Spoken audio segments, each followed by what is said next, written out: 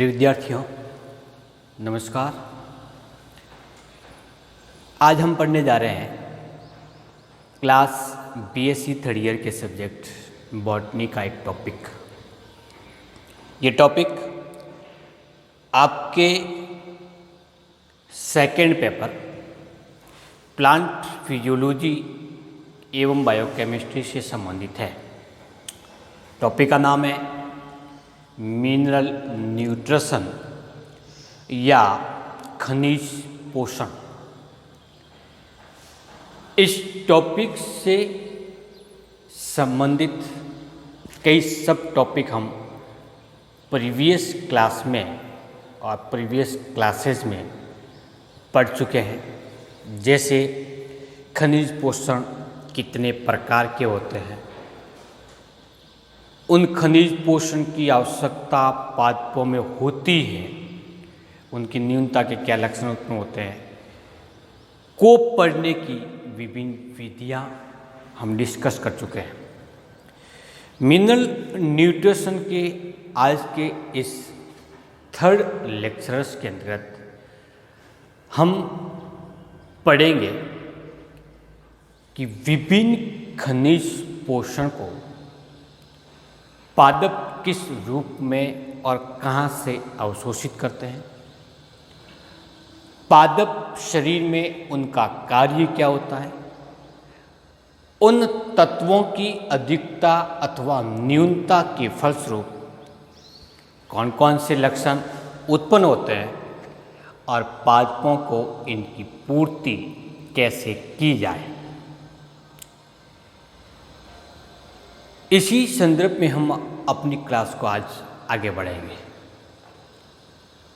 विद्यार्थियों, इससे पहले के वीडियोज इसी टॉपिक से संबंधित और प्लांट फिजियोलॉजी से संबंधित विभिन्न टॉपिक्स गायत्री कॉलेज सांचौर की यूट्यूब चैनल पर अपलोड किए जा चुके हैं। आप इनका अवलोकन कर सकते हैं। तो अपना टॉपिक प्रारंभ करते हैं। ये मिनरल न्यूट्रिशन का थर्ड लेक्चर है। तो टॉपिक हमारा importance of element in plant. पादपों में तत्वों का या खनिज तत्वों का महत्व क्या है। तो विभिन्न प्रकार की उपापचयी क्रियाओं को संपन्न करने के लिए पादप शरीर अथवा कोशिका में इलेक्ट्रॉन के स्थानांतरण हेतु ऊर्जा वाहक के रूप में, संरचनात्मक संरचना के रूप में, कैटेलिक प्रारूप में और इसकी सामान्य जीवन को संचालित करने के लिए जैव रासायनिक क्रियाओं में खनिज पोषक किसी न किसी प्रारूप से प्रयुक्त होते हैं। तो ये सबसे बड़ा इसका महत्व हुआ।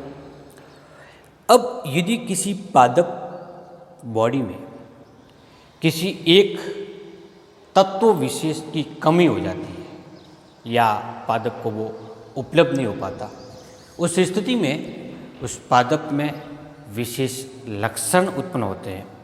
उन लक्षणों को डेफिशिएंसी सिम्टम्स कहते हैं, न्यूनता के लक्षण कहते हैं। अब न्यूनता के लक्षण के आधार पर हम पता लगा सकते हैं कि जैसे लक्षण कौन से उत्पन्न हुए, जैसे पत्तियों का पीला पड़ना होगा या शीर्ष भाग की पत्तियां पीली पड़ रही है, आधारी भाग की पर्ण है वो सामान्य रूप से वृद्धि कर रही है, पर्ण का आकार छोटा है, तो ये इसके न्यूनता के लक्षण होते हैं। तो हम लक्षण के आधार पर किसी तत्व विशेष की कमी का पता लगा सकते हैं।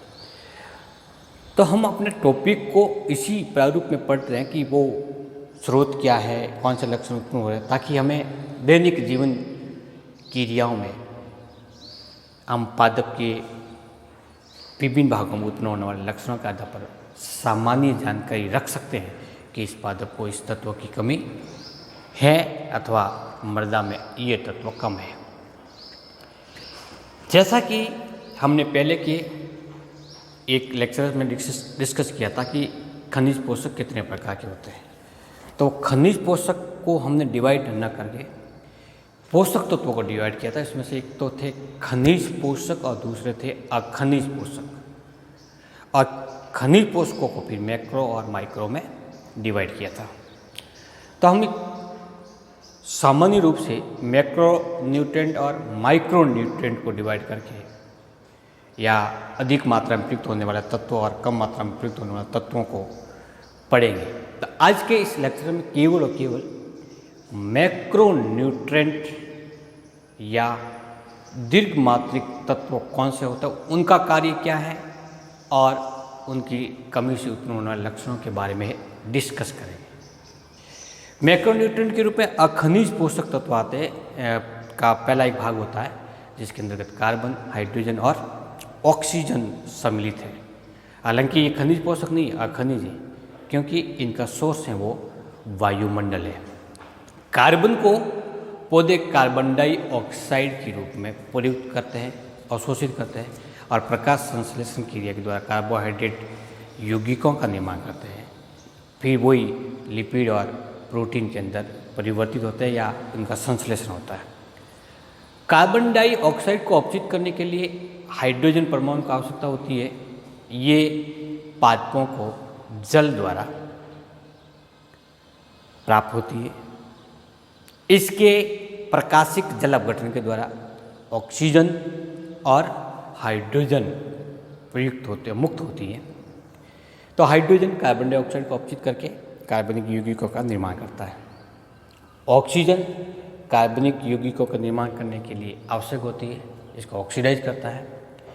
इन तीनों प्रकार के तत्वों के फलस्वरूप कार्बनिक यौगिक जैसे प्रोटीन, कार्बोहाइड्रेट, लिपिड, विभिन्न प्रकार के एंजाइम्स और विटामिन्स का निर्माण होता है। प्रोटीन, कार्बोहाइड्रेट और लिपिड्स के द्वारा प्लांट सेल में सेल वॉल और सेल मेम्ब्रेन का निर्माण होता है और इसी सेल वॉल और सेल मेम्ब्रेन के कारण कोशिकाओं की एक निश्चित स्थिति होती है, पादप की एक आकृति बनती है, अथवा हम ये कह सकते हैं कि प्लांट का ये संरचनात्मक अंग का निर्माण करता है या संरचनात्मक भाग का निर्माण करता है। कार्बन, हाइड्रोजन और ऑक्सीजन सामान्य रूप से अत्यधिक मात्रा में होती है, इसलिए इन जनरल प्रारूप में इसकी कमी नहीं हो पाती, लेकिन इसकी कमी होने पर संरचनात्मक तत्व के रूप में भाग लेने के कारण ये सीधा सा और त्वरित प्रारूप से पादप पर लक्षण उत्पन्न करते हैं। तो एक बार वापस इसकी रिपीट कर लेते हैं कि कार्बन, हाइड्रोजन और ऑक्सीजन खनिज पोषक के रूप में पादपों में पोषक तत्व कहलाते हैं और ये संरचनात्मक भाग का निर्माण करते हैं। खनिज पोषक का पहला तत्व है नाइट्रोजन। नाइट्रोजन वायुमंडल में लगभग 78% के लगभग पाई जाती है। इसी कारण इसका मुख्य सोर्स है वो वायुमंडलीय नाइट्रोजन है। ये नाइट्रोजन ऑक्सीकरण क्रिया के द्वारा, इसके ऑक्सीडेशन होने के कारण या इसके रिडक्शन होने के कारण ये विभिन्न प्रकार के यौगिक जैसे नाइट्रेट, नाइट्राइट और अमोनियम जैसे यौगिकों में या मूलकों में परिवर्तित होते हैं। ये पुनः अम्लीय पदार्थ, क्षारीय पदार्थ का निर्माण करता है जो अम्लत्व क्षार के साथ मिल करके लवण का निर्माण करता है और लवणीय प्रारूप में पादप इन्हें मृदा से अवशोषित करते हैं। इसीलिए इसका जो सोर्स है वो क्या है? मृदा और वायुमंडलीय नाइट्रोजन।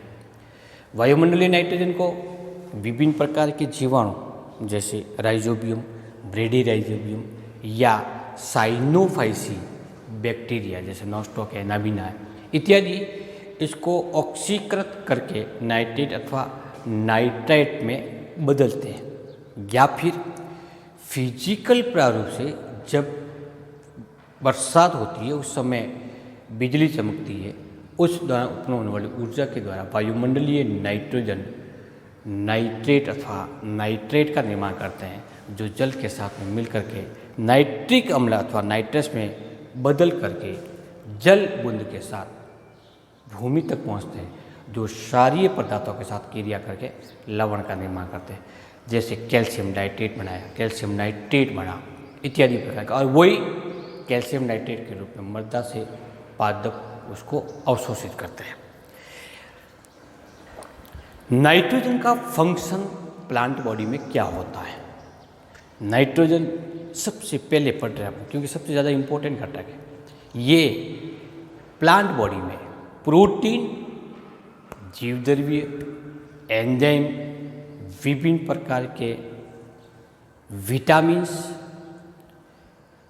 न्यूक्लियोटाइड को निर्मित करने वाले नाइट्रोजन क्षारक जैसे प्यूरिन, पिरिमिडिन और क्लोरोफिल व साइटोक्रोम अणु का मुख्य घटक होता है।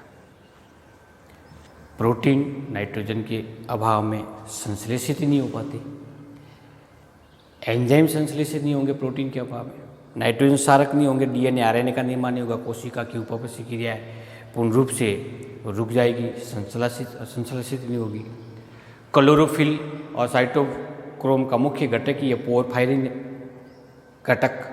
जब तक नाइट्रोजन नहीं होगा पोरफायरिन या पेरोल जुड़ेगी नहीं, क्लोरोफिल का संश्लेषण नहीं होगा, क्लोरोफिल के अभाव में फोटोसिंथेसिस नहीं होगा, फलस्वरूप प्लांट की उपपसी क्रियाएं प्रारंभ ही नहीं होगी।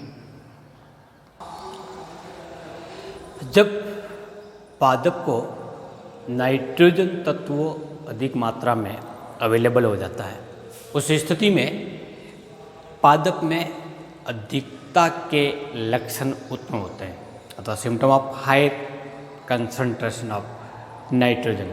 पहला कौन सा होगा? मूल वृद्धि में कमी हो जाती है, जिसके फलस्वरूप मूल का विस्तारण नहीं होता, ग्रोथ नहीं होती, जल का अवशोषण और खनिज लवणों का अवशोषण सीधा सा प्रभावित होता है। तो मूल वृद्धि होने से, मूल वृद्धि में कमी होने के कारण पादप की ग्रोथ प्रभावित होती है। नाइट्रोजन की अधिकता का दूसरा प्रभाव पड़ता है पर्ण पर। पर्ण की संख्या अचानक तीव्र गति से बढ़ना प्रारंभ होती है, फलस्वरूप पौधा पूर्ण रूप से सघन हो जाता है और पत्तियां अधिक गहरे रंग की होना प्रारंभ होती है। शॉर्ट डे प्लांट, जिसको हम लघु दिवस पादप के रूप में जानते हैं, ये short day plant, long day plant और न्यूट्रल डे प्लांट होते हैं। वो प्रकाश की अवधि के आधार पर पुष्पन क्रियाओं के संदर्भ में उसको पढ़ा जाता है, के आधार पर उसको डिवाइड किया गया है। तो शॉर्ट डे प्लांट जिनको पुष्पन करने के लिए कम अवधि के प्रकाश की आवश्यकता होती है, इन पादपों को यदि नाइट्रोजन की पूर्ति करते हैं, अधिक मात्रा में पूर्ति करते हैं, तो उसमें पुष्पन की प्रक्रिया शीघ्रता से प्रारंभ होती है। अर्थात प्रकाश के प्रभाव को नाइट्रोजन की पूर्ति के द्वारा हम इसको प्रतिस्थापित कर सकते हैं। चौथा जो अधिकता के लक्षण आता है वो है कायिक वृद्धि अधिक होती है, फलस्वरूप पादप ग्रोथ ज़्यादा करता है। और कायिक वृद्धि अधिक होने के कारण पुष्प और बीज कम मात्रा में बनना प्रारंभ होता है, क्योंकि जैसा कि हमें जानते हैं कि पादप में दो प्रकार की वृद्धि होती है, कायिक वृद्धि और जनन वृद्धि। जब तक पादप की कायिक वृद्धि होगी तब तक जनन वृद्धि प्रारंभ नहीं होगी, और जब जनन वृद्धि प्रारंभ हो जाती है उस स्थिति में उसकी कायिक वृद्धि रुक जाती है। तो यहाँ पे नाइट्रोजन की अधिकता के कारण कायिक वृद्धि निरंतर जारी रहती है, फलस्वरूप जनन वृद्धि नहीं होने के कारण पुष्प और बीज कम मात्रा में बनते हैं या नहीं बनते। तो ये चार लक्षण थे वो अधिकता के लक्षण। यदि मृदा में नाइट्रोजन की कमी हो जाए या पादप को नाइट्रोजन कम मात्रा में उपलब्ध हो तो न्यूनता के लक्षण उत्पन्न होते हैं। जैसे सबसे पहला लक्षण होगा क्लोरोफिल की कमी होना प्रारंभ हो जाती है, क्लोरोफिल का संश्लेषण नहीं हो पाता, क्लोरोफिल के अभाव में पत्तियां पीली पड़ना प्रारंभ हो जाती है, फलस्वरूप फोटोसिंथेसिस सीधे तौर पर प्रभावित होता है। दूसरा लक्षण है कि पौधों में डड्डोतकी ऊतकों की कमी होना प्रारंभ होती है एवं स्थूल कणातक ऊतकों में वृद्धि हो जाती है। डड्डोतक ऊतकों की कमी के कारण पौधे दुर्बल होते हैं, निर्बल होते हैं, हालांकि लंबे अधिक होते हैं लेकिन दुर्बल हो जाएगी, फलस्वरूप हवा के झोंके से या हवा के प्रभाव से गिर सकते हैं, फलस्वरूप उत्पादकता कम होती है। फल और पुष्प कम मात्रा में विकसित होने से उत्पादकता सीधे तौर पर प्रभावित होती है। और ये कमी यदि खाद्यान्न युक्त पादपों में होती है तो उत्पादकता अत्यधिक कम होती है। पादप में नाइट्रोजन की कमी के कारण प्रोटीन और स्टार्च की कमी होना प्रारंभ होती है। खाद्यान्न पादप जैसे गेहूँ, चावल इत्यादियों में आधारीय भाग से पार्श्व शाखाएं विकसित होती है जिसे हम तलाशाखन कहते हैं, और इसी तलाशाखन के कारण पादप एक झुंड के रूप में, समूह के रूप में विकसित होता है। फलस्वरूप पालियाँ अधिक आने के कारण उत्पादकता अधिक होती है। लेकिन नाइट्रोजन की कमी के कारण पार्श्व कलिकाओं या लेटरल बर्ड की डोरमेंसी बढ़ जाती है, प्रसुप्ता बढ़ जाती है। फलस्वरूप तलाशाखन कम होता है। इसलिए इन पादपों में सीधे तौर पर उत्पादकता कम होती है या उत्पादकता प्रभावित होती है। टमाटर, आलू जैसे पादपों में पण है वो नाइट्रोजन के अभाव में खड़ी हो जाती है, और खड़ी होने के कारण तना तथा पण के मध्य बढ़ने वाले कोण का मान कम हो जाता है। पत्तियां यदि खड़ी नहीं होकर के लंबवत स्थित है, उस स्थिति में उनको प्रकाश अधिक मिलेगा, और प्रकाश अधिक मिलने के कारण फोटोसिंथेसिस की क्रिया ज़्यादा होगी। लेकिन पण सीधी खड़ी होने के कारण इनको प्रकाश समांतर प्राप्त होता है, और समांतर होने के कारण फोटोसिंथेसिस की प्रक्रिया प्रभावित होती है। तो आलू, टमाटर और खाद्यान्न जैसे पौधों में इस प्रकार का लक्षण उत्पन्न होने के कारण फोटोसिंथेसिस कम होगा, फलस्वरूप उत्पादकता प्रभावित होती है। गेहूं में नाइट्रोजन की कमी के कारण जड़ों की लंबाई बहुत अधिक बढ़ जाती है। जड़ों की लंबाई अधिक होने के कारण प्रभाव पादप की वृद्धि पे पड़ता है। तो ये 6 लक्षण हैं जो न्यूनता को प्रदूषित, न्यूनता के अभाव में या न्यूनता की स्थिति में उत्पन्न होते हैं। नाइट्रोजन की सांद्रता में कमी होने के कारण पादप में रोग उत्पन्न होता है, जिसको सामान्य भूखापन या जनरल स्टार्वेशन के नाम से जानते हैं। असामान्य भूखापन का मतलब ये हुआ कि इसमें भोजन की कमी हुई, तो संचित खाद्य पदार्थ की मात्रा में कमी होने के कारण, क्योंकि नाइट्रोजन एंजाइम्स, विटामिन का मुख्य घटक है, इसलिए इन घटकों भी, इन यौगिकों की भी कमी होती है। फलस्वरूप सीधा सा प्रभाव पादप की वृद्धि से पड़ता है और पादप निर्बल या दुर्बल हो जाता है। मृदा में नाइट्रोजन की कमी होने पर ammonium sulphate, calcium ammonium nitrate या यूरिया के उपचार द्वारा नाइट्रोजन की कमी को हम पूरा कर सकते हैं। यूरिया को पानी में घोल करके विलयन प्रारूप में पादपों को दिया जा सकता है, या फिर यूरिया को सूखी अवस्था में बिखेर करके यूरिया नाइट्रोजन की कमी को पूरा किया जा सकता है। जब हम इसको विलयन के रूप में पादप के ऊपर छिड़कते हैं, तब पादप इस नाइट्रोजन को पर्ण में उपस्थित रंध्रों के द्वारा भी अवशोषित कर सकता है। तो ammonium sulphate, calcium ammonium nitrate या यूरिया जैसे यौगिकों के द्वारा या इनका उपयोग करने से पादपों में और मृदा में नाइट्रोजन की कमी को दूर किया जा सकता है। मैक्रो न्यूट्रेंट के रूप में सेकंड एलिमेंट है फास्फोरस। फास्फोरस का स्रोत मुख्य रूप से मृदा होती है। जड़ें अकार्बनिक फास्फोरस के रूप में इसको अवशोषित करते हैं, जैसे H2PO4- या PO4- के रूप में। लेकिन पादपों में ये कार्बनिक फास्फोरस के रूप में मिलता है। जब मृदा में कैल्शियम की अधिकता हो जाती है, उस स्थिति में मृदा में फास्फोरस की अधिकता होते हुए भी कैल्शियम की अधिकता के कारण अवशोषण फास्फोरस का कम होता है। तो यदि किसी मिट्टी में फास्फोरस ज़्यादा है लेकिन कैल्शियम भी ज़्यादा है, उस स्थिति में फास्फोरस का अवशोषण कम होता है। तो बाधक तत्व के रूप में कैल्शियम यहाँ प्रयुक्त होता है। फास्फोरस का कार्य क्या होगा? जैसे फास्फोलिपिड जो कि प्लाज्मा मेम्ब्रेन का एक भाग है, न्यूक्लिक अम्ल जो आरएनए डीएनए की रज्जु का निर्माण करने का कार्य करता है, वो फास्फोरस होता है। तो न्यूक्लिक अम्ल में प्रोटीन में कोएंजाइम का NAD, और ATP के संश्लेषण के लिए फास्फोरस अत्यधिक आवश्यक है। ATP में फास्फोरस और फॉस्फेट के मध्य पाए जाने वाले बंध टूटने से एनर्जी मुक्त होती है। इसीलिए हम एटीपी को ऊर्जा ग्रह के रूप में या ऊर्जा की सार्वत्रिक मुद्रा के रूप में मानते हैं। फास्फोरस पादप के शुष्क भाग का लगभग 0.2 से लगाकर 0.8% भाग बनाता है। मुख्यतः अधिकांश भाग होने के कारण ही इसको गुरुमात्रिक तत्व के रूप में माना जाता है।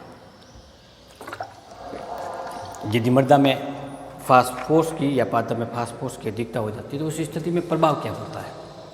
तो फास्फोरस की अधिकता होने पर नाइट्रेट का अवशोषण कम होता है, लेकिन पादप में इसके उपभोग में वृद्धि हो जाती है। तो दो चीज़ एक साथ में होती है, उपभोग में कंज्यूम अधिक हो रहा है और अवशोषण कम हो रहा है।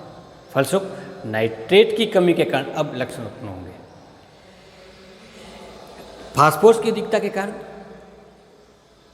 समय पूर्व पर्ण में परिपक्वता आ जाती है, इसलिए समय से पहले ही पत्तियां झड़ जाती हैं और अधिकता होने के कारण पादप में विषाक्तता के लक्षण उत्पन्न होना प्रारंभ हो जाते हैं। जब पौधे में फास्फोरस की कमी होती है उस स्थिति में सबसे पहला लक्षण उत्पन्न होता है वो है उत्तक्षय, या उसको इंग्लिश में कहते हैं नेक्रोसिस।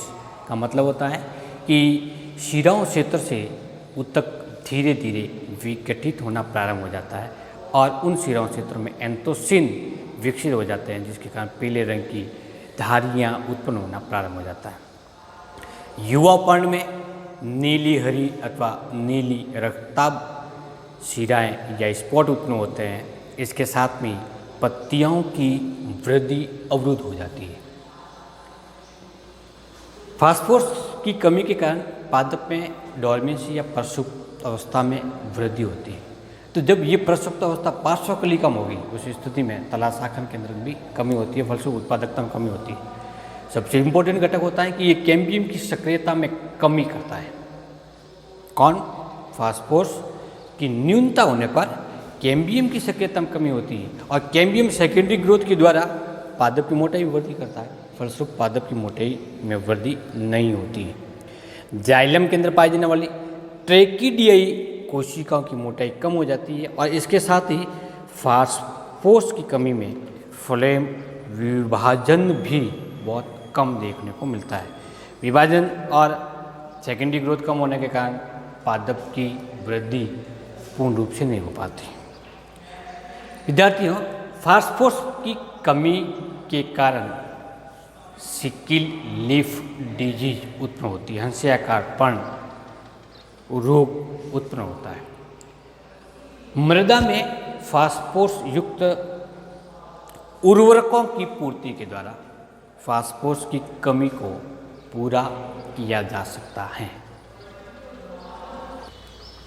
इस प्रकार से विद्यार्थियों, आज के हम मिनरल न्यूट्रिशन के थर्ड पार्ट के अंतर्गत मैक्रो न्यूट्रिएंट के रूप में कार्बन, हाइड्रोजन, ऑक्सीजन, नाइट्रोजन और फास्फोरस के स्रोत, अवशोषण कार्य, अधिकता के लक्षण, कमी के लक्षण और उससे उत्पन्न होने वाले रोग तथा इन तत्वों की कमी को पूरा करने के लिए कौन से प्रकार के उर्वरक या रसायनों का उपयोग किया जाता है के बारे में पढ़ा। मुझे विश्वास है कि आपको ये टॉपिक समझ में आ गया होगा, आपको इसकी जानकारी हुई होगी।